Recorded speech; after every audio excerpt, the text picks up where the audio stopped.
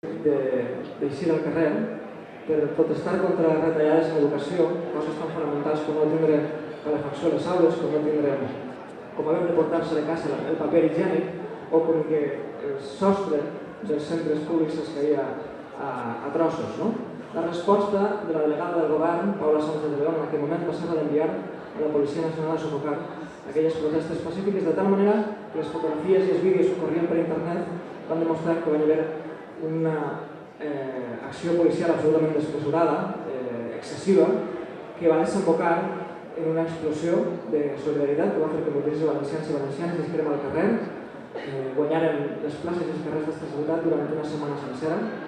que es va anomenar la Primavera Valenciana, i vam ampliar les protestes no només contra les retallades en l'educació, sinó també contra les retallades en sanitat, contra les retallades en dependència o contra la corrupció flagrant que ens governava en aquell moment. I és una cançó dedicada a aquest exèrcit de somiadors incansables que moltes vegades de manera anònima, imperceptible, s'arremanguen la camisa, posen les mans en farina i tracten de fer de la seva ciutat i del seu país un lloc més habitable i més digne. Utòpics i realistes ingenus.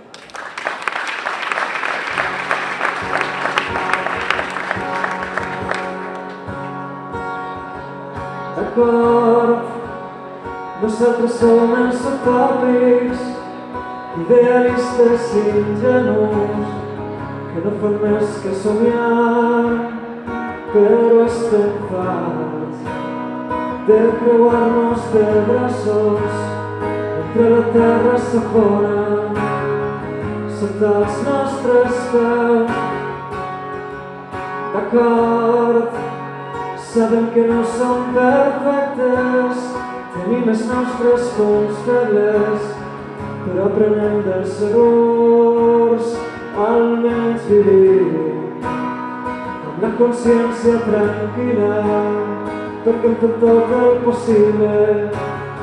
per tal de canviar el món. D'acord, nosaltres som els il·lusos, guardians de causes perdudes, els conformistes tossuts, però hem dit prou. Ja no volem refugiar-nos darrere de les paraules, ara passem a l'acció. D'acord, ens falta molta experiència, convé sumar els esforços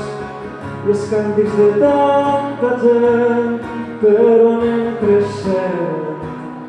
ens fem més forts cada dia, mai no perdem l'esperança i seguim avançant, i seguim avançant, i seguim avançant.